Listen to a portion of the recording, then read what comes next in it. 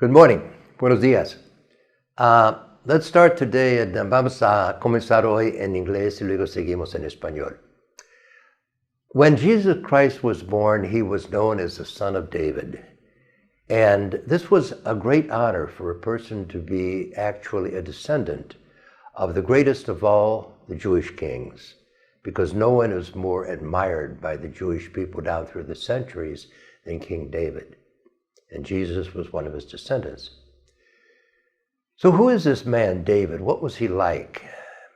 We probably all know some stories about his life, but one that I'd like to share with you, which I think captures who David really is, concerns the day that David was on the roof of his apartment, and he looked down into the yard next door, and there was a young woman who was bathing. And in the words of the Bible, second book of Samuel, it says she was beautiful. So the king, who could have anything that he wanted, of course, he was king, said, I want her. And so they had a relationship, and after a while, she came to him and she said, Your Majesty, I'm pregnant. Well, this is something he hadn't foreseen. And he said, so what are we going to do? So abortion is out of the question. We have to find some way to cover this up. So he hatched a plan. Bathsheba's husband, the woman was named Bathsheba, her husband Uriah was involved in a battle in the army.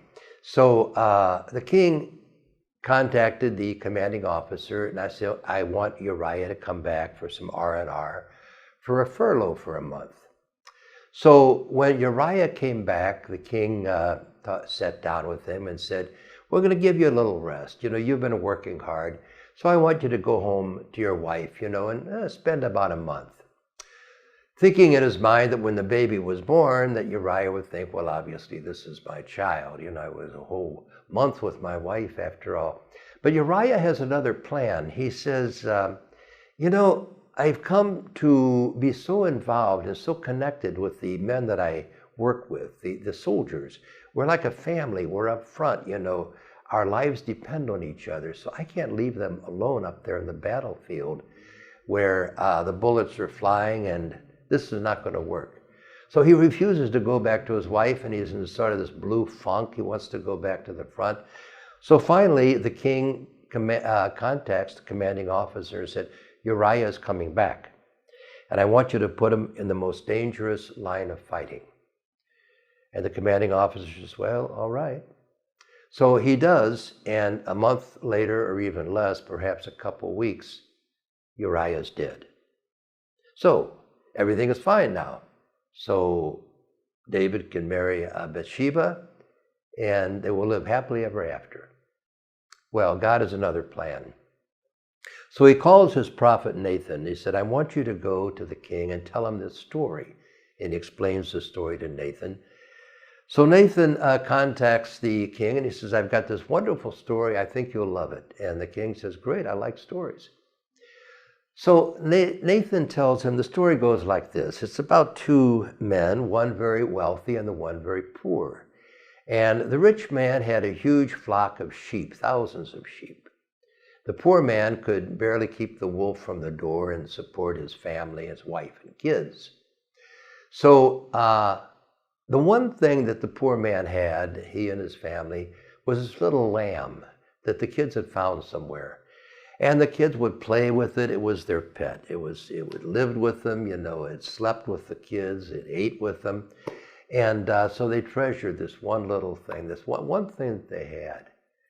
So about this time, a guest came to dine with the rich man. So the rich man said, what shall I serve him? I know, some lamb stew. My neighbor has a lamb. So he takes the lamb from the poor man, kills it, and serves it to his guest. Well, at this point in the story, King David stands up. He's furious, and he says, that man should die. And Nathan said, that man is you. So all of a sudden, it all becomes clear to David what he's done. He has murdered, not a lamb, but a human being. And he falls to his knees and says, my God, what have I done? I've sinned against you. I've sinned against the people. How can I ever be forgiven? From the bottom of my heart, forgive me. nation says, you're forgiven. Sin no more and go back to your wife Bathsheba. So the thing is, David, that man is you. That woman is you and me, because we are sinners. But like David, we turn to the Lord and we say, forgive me from the bottom of my heart, I'm sorry. And you may have forgiven sins that are unpardonable. God forgives you. And that's the point of this story. And that's what we take away for our lives. So, había una vez un gran rey que se llama David. Y Jesucristo era uno de sus descendientes. Entonces para Jesús fue un gran honor saber que su antepasado había sido el rey más noble y más apreciado de todo el pueblo judío. ¿Y quién es este rey David? No sabemos posiblemente algunas historias acerca de él, pero les voy a contar una historia que yo creo que capta el meollo de lo que es este hombre que va al centro de su corazón. Y se trata de que el rey un día estaba en la azotea de su apartamento y vio en el patio vecino que había una jovencita que estaba bañándose. Y la Biblia, el segundo libro de Samuel, dice que era bonita. Y con esas palabras se capta la situación. Entonces el rey, que podía controlar y tener cualquier cosa que deseara, dice, yo quiero esa mujer. Y sin más ni más la mujer, pues ni modo, pues ya es de él, ¿no? Entonces, después de una relación sexual que duró un poco tiempo, la joven, que se llama Betsabé, se acerca al rey y dice, Su Majestad, estoy embarazada. Ay, es una cosa que el rey no había pensado, ¿verdad? Porque los hombres son un poco tontos en esas cuestiones. Entonces no quería que abortara, ¿verdad? Porque eso iba a ser inaceptable. ¿Qué vamos a hacer? Entonces se le nació una idea, un plan.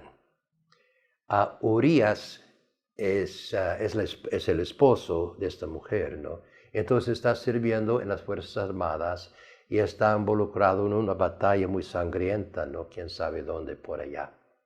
Bueno, entonces llama al comandante del ejército, dice, yo quiero que ese soldado Urías que vuelva. Vamos a darle unas vacaciones de un mes más o menos, ¿no? Bueno, muy bien. Entonces regresa. Y el rey le dice a Urías, puedes quedarte aquí, ¿verdad? Relájate, puedes estar con tu esposa un mes, ¿no? Y luego regresas. Pero no había contado en la conciencia de este hombre, Urías, porque el soldado le dice, ¿sabe qué, Su Majestad? No puedo. Porque esos soldados son más que simplemente hombres militares, son mis compañeros, son mis hermanos. Nosotros nos defendemos en lo bueno y en lo malo. Y yo no puedo dejarlos ahí solos para morir. Entonces se puso muy triste, muy agüitado y no quiere volver donde su esposa. Y por fin el rey le dice, bueno, muy bien, puedes volver a la batalla. Entonces, pero mientras tanto avisa al comandante y le dice, quiero que Urías sirva en la parte más peligrosa y sangrienta. Y el comandante dice, bueno, pero posiblemente puede perder la vida, sea lo que sea. Y seguramente después de una semana muere en batalla. Bueno, el rey ya está feliz, ¿no? Porque ya puede tener su esposa, Betsabé, y ya no hay problemas. No es cierto. Porque Dios tiene un plan. Y Dios llama al profeta Natán y le dice, quiero que vayas con el rey, que le cuentes esta historia. Y se lo explica. Entonces el profeta va y llama, ¿no? Y le dice, Su Majestad, tengo una historia, una anécdota que creo que le va a gustar. Y el rey dice, maravilloso, porque me encantan los cuentos. Bueno, el cuento va así, Majestad. Se trata de dos hombres, uno muy rico y el otro muy pobre.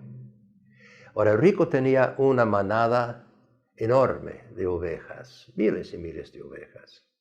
El pobre, en cambio, no tenía nada, su esposa, sus hijos, pero apenas podía ganarse lo suficiente para que no murieran de hambre. Entonces, una cosa que el pobre sí tenía era una mascota. un cordero que sus hijos habían encontrado por ahí y que lo habían adoptado como miembro de la familia, ¿verdad? Y jugaban con él, dormían con el cordero, ¿verdad? El cordero comía a la mesa, era el tesoro de la familia. Un día, una visita fue a la casa del rico. El rico le dijo, bueno, ¿qué voy a hacer para recibir? Ya sé lo que voy a hacer. Le voy a servir un caldo de cordero. Entonces va y agarra el cordero sin más ni más, agarra el cordero del pobre, lo mata y lo sirve a su visita. Entonces en eso el rey se levanta colérico y le dice, esto es horrible, este hombre debe de morir. Y Natán le dice, Su Majestad, ese hombre es usted. Ese hombre es usted. Ese hombre soy yo. Ese hombre son ustedes. Porque nosotros somos pecadores. En eso nos parecemos mucho al rey. Somos pecadores. Hemos traicionado a alguna persona. Posiblemente ustedes han cometido un pecado intolerable, imperdonable. Pero Natán dice al rey, Dios te perdona. Dios te perdona. Y eso le cambió la vida al rey. De ese momento en adelante era humilde, era compasivo con todos. Era un héroe. Dios te perdona.